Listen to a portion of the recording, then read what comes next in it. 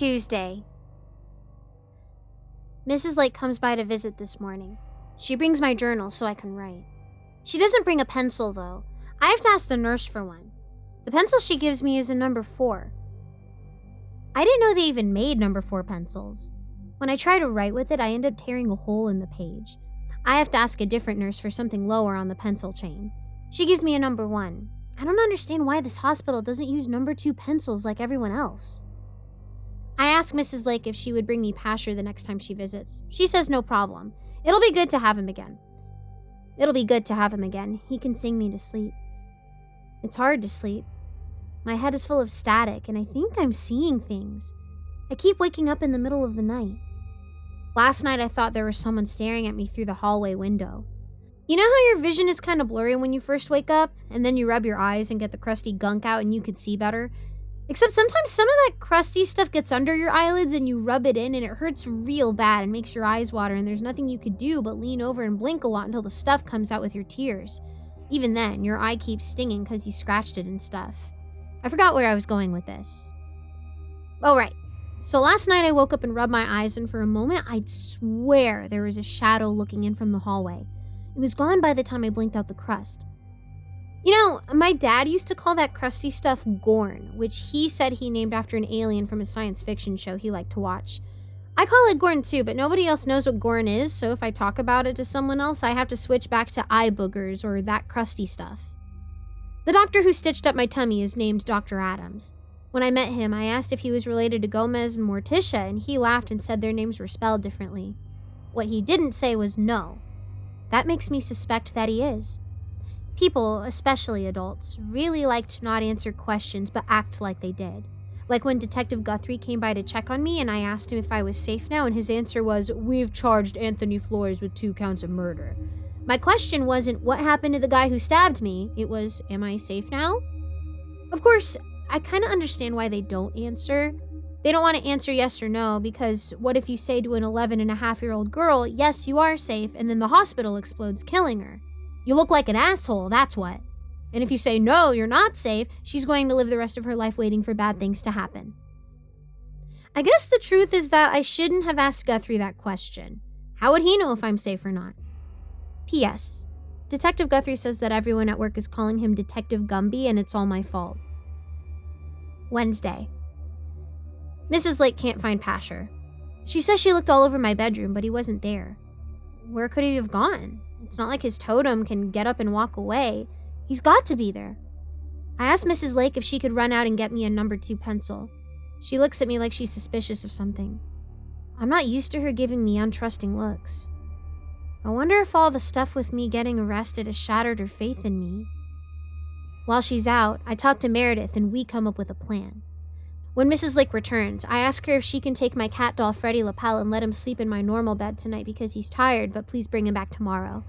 Meredith will find Pasher, and wherever he is, move him to where Mrs. Lake can find him. Mrs. Lake thinks this is weird. "Don't you want your toy for keeping you company at night, dear?" she asks me. No, please take him. He misses the normal bed." I lie. Truth is, Meredith has been acting extra snuggly to me lately. I woke up last night and she was on my head, petting my hair. I thought cockroaches were trying to gnaw into my brain, and I screamed and swatted her to the floor. Someone came running in to make sure I wasn't being murdered again. It turns out Detective Guthrie put some sort of police guard person outside my room to make sure nothing happened to me. Mrs. Lake takes Meredith like she's holding a hanky someone blew their nose into, dropping her into a bag of yarn and knitting needles. "That thing is filthy, dear," she says to me with a weird look. "Why don't I wash it for you tonight?" That would ruin the plan, though, so I ask her politely not to wash Meredith, Freddie Lapel. He's squishy and damp for some reason anyway. I think some water or something got soaked up in him like a sponge, but if I squeeze him, nothing comes out. Meredith just giggles at me. Mrs. Lake does not look pleased about this. Dr. Adams comes in later and checks my stitches. He says not to scratch at them even though they itch or I'll just tear myself open again. He threatens to duct tape mittens on my hands if I keep scratching. I've had enough of ducks and their tape. When I sleep, I don't seem to dream anymore. I just lie awake in this empty blackness. There's a tapping sound, but I don't know where it's coming from. It sounds like if someone had a stick and was knocking on a wall with it. There's whispers sometimes too, but I can never quite make them out. Stupid whispers need to speak up if they want me to hear them. I hope Meredith finds Pasher. Thursday. The nurse this morning told me I must have an admirer because she thought she spotted another kid peeking in on me when she came by to give me pain meds. She could only make out their silhouette from far away, and then they scurried off before she could see them clearly. I wonder, is it David Clark? Could he be the person spying on me at night? They said he ran away. Is he hiding somewhere in the hospital? I don't know how big this place is. Big enough for a child to hide? Maybe. And there's lots of scalpels and bone saws around here, I bet. What if he sneaks into my room while I'm asleep and cuts all my fingers off as revenge for Fur for cutting off his? Or worse, what if he cuts off my head? I tell the nurse that the boy wants to hurt me and please don't let him into my room and keep him away. She does this thing adults do when they go tut-tut and then tell you why there's no reason to be afraid of the boy whose mother you had torn apart by dogs and chopped all his fingers off and left him to bleed out. But I can't tell her that his mother was torn apart by dogs I let loose or that I cut his fingers off and left him to bleed out. So I just have to say that I'm suffering post-traumatic stress from being stabbed and he makes me scared. I learned about that stuff from my Uncle George, who suffered post-traumatic stress after he ran his daughter over with a boat. Mrs. Lake does not come back with Pasher or Meredith. You were supposed to bring Freddie back, I tell her. She tut-tuts me. What is with the tut-tutting? Oh, he seems sleepy, so I let him stay in your bed, but I brought you another friend to keep you company. The other friend is a sock with a face I drew on it with a magic marker. Really?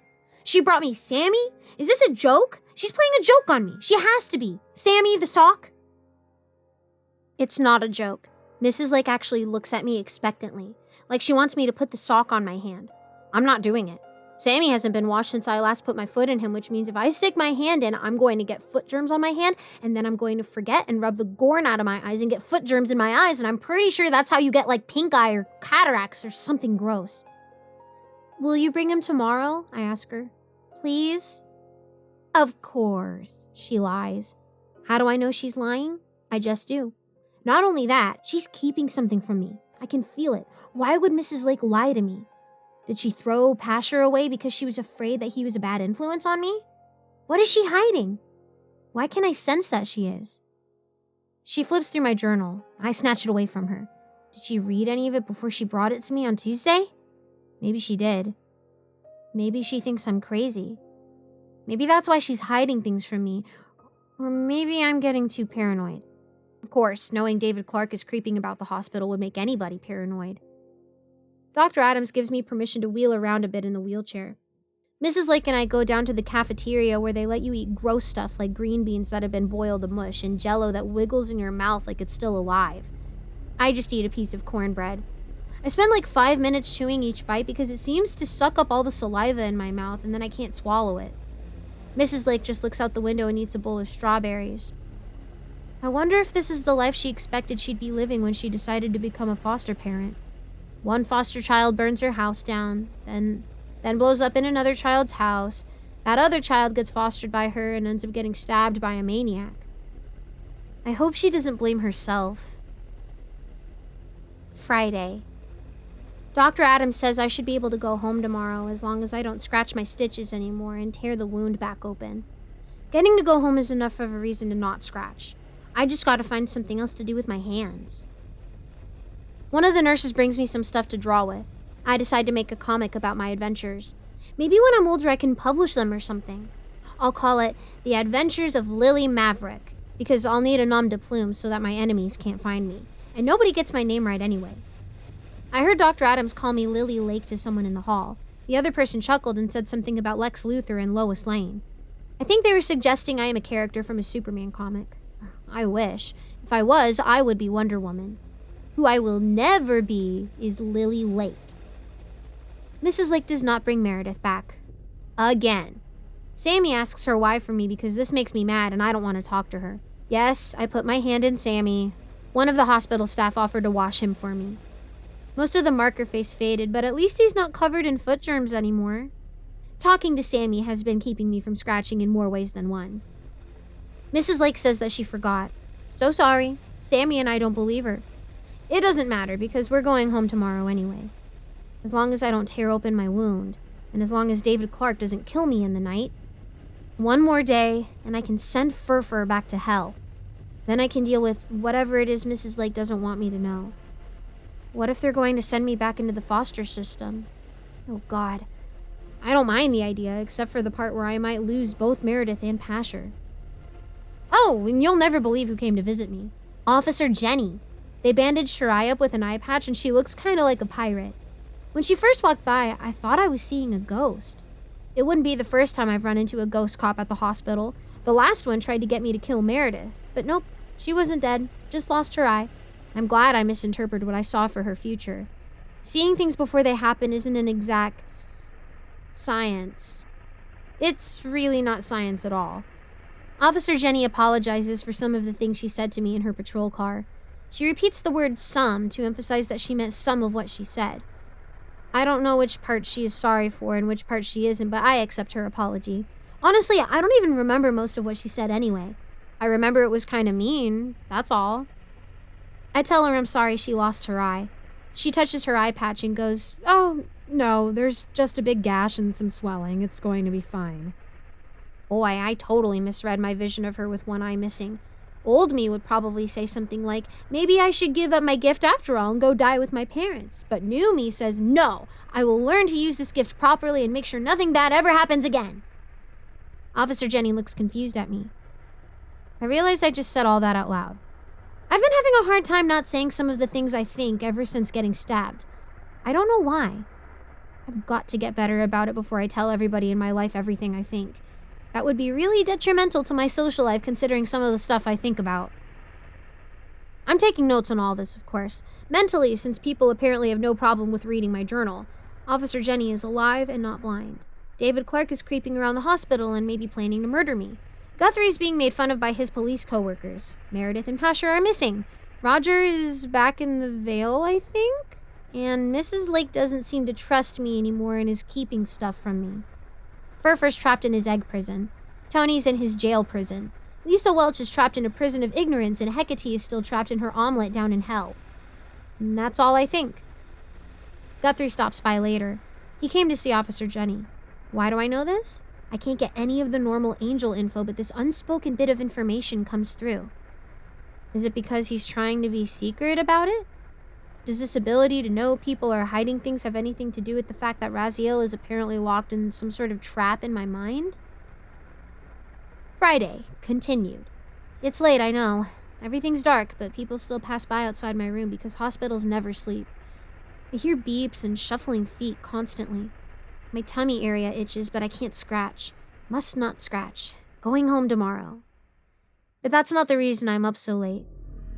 I hear whispers. They're coming from the bathroom. There's a nightlight in the bathroom so I can find my way there if I need to, but I don't need to. Not with whispers coming out of it. Never go into a room that's got whispers coming out of it and is supposed to be empty. That's how people in horror movies die. You can come out, I say to the whispers. I know you're in there. I hold my precious red button. It's supposed to summon a nurse in case of an emergency or anything. There's also a police officer posted in the hallway who I can get running with a scream. Whoever is whispering in my bathroom is not going to get me. A dark shadow passes by the cracked open bathroom door. It stops and looks out at me. It's about my height, maybe taller. Not by much, I think. It moves through the doorway and to the end of my bed. I can't make it out. It really is just a shadow. Like Peter Pan's shadow. Lost and no longer attached to a person. You killed me, it says. I recognize the voice. David Clark, I say to the shadow. You're not dead. How are you dead? It moves besides the bed and tries to touch my medical equipment, but its form just passes through like black smoke. You killed me, it repeats at me. I know it can say more than this, though. Ghosts aren't mindless things. Roger proved that. Meredith proved that. Every ghost I've ever met has proven that. I've met way too many ghosts. I didn't kill you, I tell David Clark. I didn't even know you were dead until now. Last I heard, you ran away from here when they were trying to help you. The shadowy ghost holds its arms out in front of it. I think it's trying to show me something, but a shadow holding something out in front of itself is just a different looking shadow, and nothing clear can be seen. "What are you trying to show me?" I ask. "You killed me," David Clark says again. He's really becoming rather annoying. If he thinks he can annoy me to death, that's probably a far safer bet than being able to physically affect me. The shadow limb touches me. It actually makes me feel cold. The hair on my arms prickle up. Something cloudy fills my brain.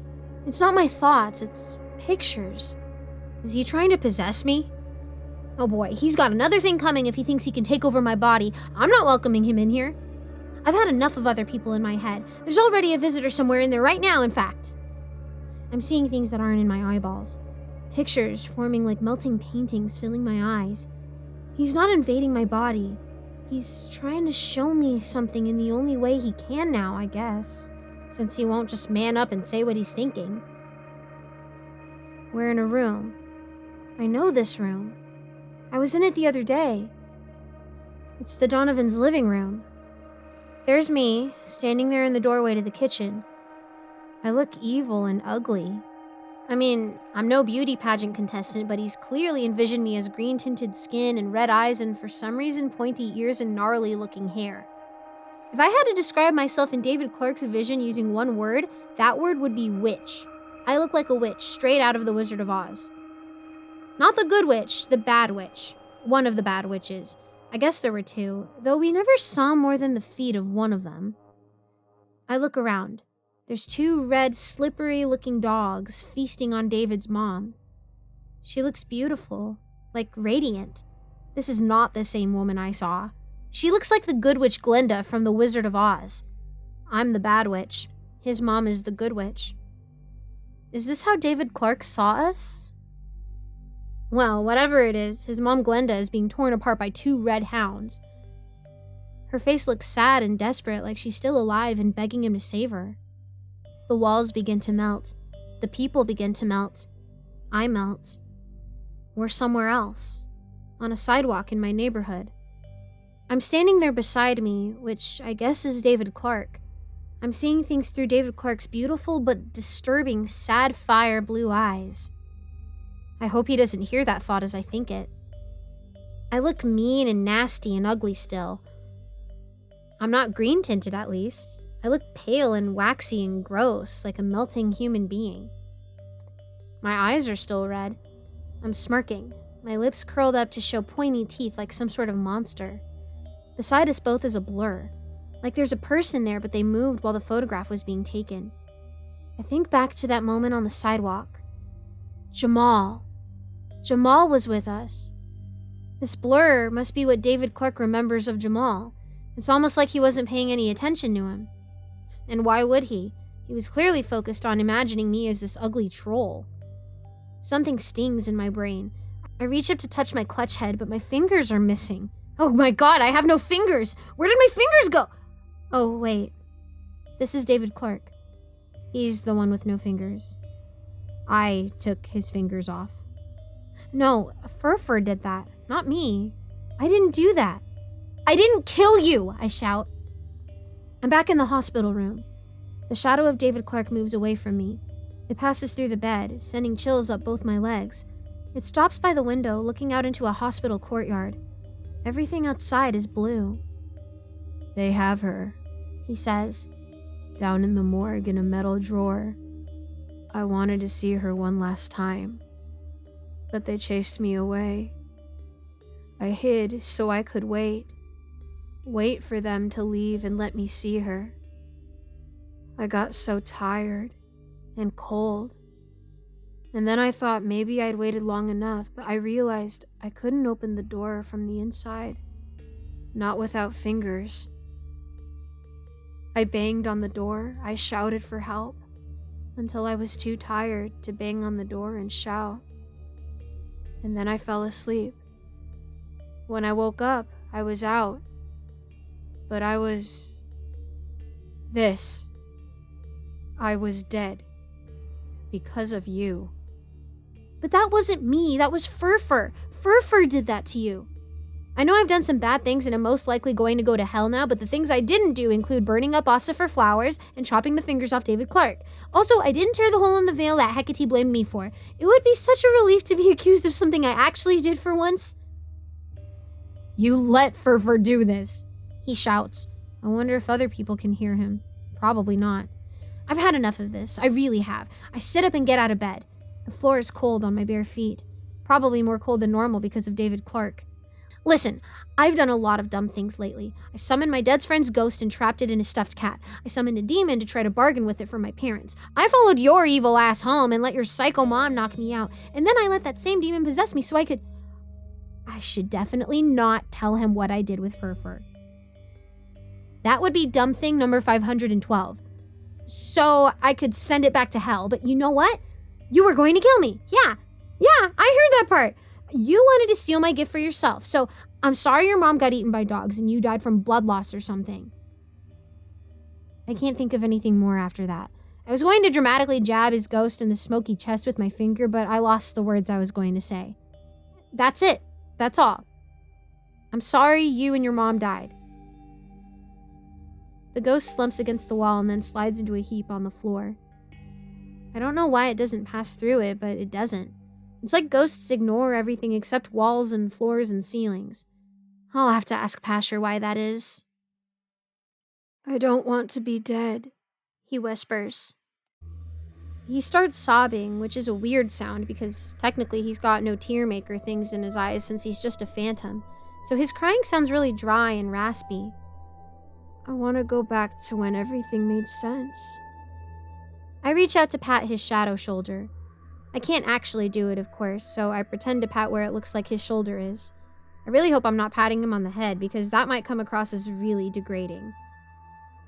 I wish I could go back too, but we can't. You can walk backward and find yourself back where you started, but the rest of the world keeps moving forward.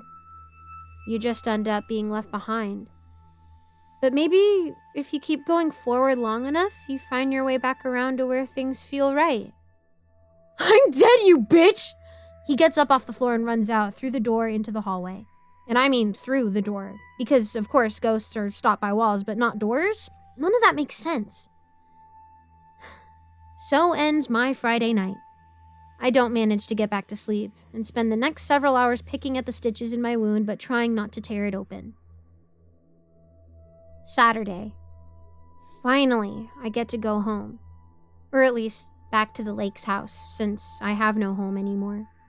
All I have is a big pile of rubble that I can go dig through when nobody's looking and try to find things that meant something to me before people who don't care do their jobs and throw it all away. I've got something for you, Mrs. Lake tells me as we drive back to the house. I wonder if this surprise is a table covered with empty liquor bottles. Her driving is particularly bad this morning. I'm not trying to be critical. I'm only 11, so my understanding of how to drive is limited to holding onto the steering wheel and stepping on one of the 3 floor pedals while occasionally jiggling the stick between the seats. That said, Mrs. Lake is driving like her understanding of how a car works is similar to my own. But the truth is, I already know what the surprise is because that poor, trapped Raziel in the back of my head tells me it's a cake. He tells me in the weirdest way possible by making the car smell like buttercream icing. At first, I was like, why does the car smell so sweet? But then I realized it doesn't actually. There's just this phantom aroma tickling my nose, and it's some sort of secret revealing angel smell. I try to focus my other gift, the one Pasher gives me, and see if I find him easily. But instead, my head fills with screaming static. It's so bad I have to clutch the passenger side oh shit handle to keep from tipping over in my seat and barfing on the floor. The oh shit handles are those things in cars that they have over the doors, so when your dad drives around a curve really fast, you can grab one and hold on while silently screaming, oh shit, in your head. We get to the house and my head is still screaming. I feel like it's going to explode. I hold the sides of it to keep my brains in, but I feel a wetness on my upper lip, and when I touch it, my finger comes back covered with blood. Mrs. Lake doesn't seem to notice, just walks inside humming something to herself. Mr. Lake is sitting in his favorite chair in the living room. He smiles gently at me when he sees me and then gets up and gives me a big bear hug. He smells like fresh cut grass with a slight tinge of burning leaf pile. He was probably burning leaves in the backyard earlier. He likes to do that. He says it's therapeutic. Welcome home, hon. Thank you. Can I go up to my room real quick? I want to check on my toys. A surprise first, Mrs. Lake declares. She grins at me with her teeth all clenched up tight. She is really excited to show off her cake to me. Oh, a surprise, Mr. Lake says. I was kept out of the loop. We all go into the kitchen. The table is set for a meal for one. Mrs. Lake has put the fork on the wrong side of the plate. I've been taking home economics in school, and we learned all the right things for setting a place to eat. Fork goes on the left, spoon and knife on the right. Mrs. Lake puts the fork upside down on the right. It may feel like a strange thing to comment on, but Mrs. Lake sets the table all the time and is generally very particular about setting it by the standards of home economics that to see it set wrong feels almost jarring. The screaming in my head feels more like pounding now. In fact, I can almost hear it. It's probably my heart beating, but in my head it sounds like someone throwing themselves against a door. Bam, bam, bam. Mrs. Lake goes to the pantry and pulls out the cake. Good grief, it looks like a child made it. It's double layer, the top is sliding off, and the icing is so thick that I'd swear she just jumped the entire canister onto the cake and smeared it around with a knife or possibly her own hand. I could make a better cake than this. I can't help but also notice something else. The teas in the pantry. They're carefully separated by herbal and non-herbal, just like Mr. Lake likes them.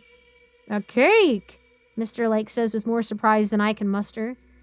Then he seems to really see the cake and his expression changes to confusion. I can't blame him. This cake looks like a first grader made it. Mrs. Lake sets the cake down and smiles at me. Surprise! She exclaims excitedly. Welcome home, sweetheart. Mr. Lake and I look at each other as we both sit down at the table. Mrs. Lake goes to get the knife for cutting the cake. What's this made with? Mr. Lake asks, cocking his head at the cake like it's some sort of science experiment gone wrong. I thought we were out of eggs. The pounding in my head suddenly turns into a booming shout. Lily! It's Raziel. It hits so hard I lurch in my chair violently. But he's too late. Mrs. Lake is standing behind her husband with the knife. She reaches around and pulls his head back to look up at her one last time before she drags the blade across his throat, slicing it open so deeply that I don't think any amount of stitches will fix him. Blood immediately sprays across the table and the cake. I really wasn't looking forward to eating it, but now this guarantees I'm not.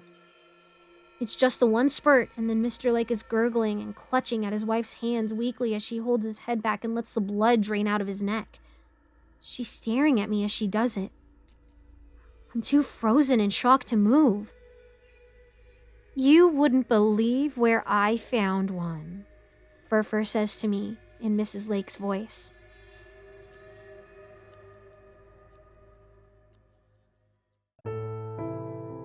Hey there kids, it's me, MrCreepyPasta, and I just wanted to tell you thank you so much for watching tonight's video, or by listening to tonight's episode of the podcast.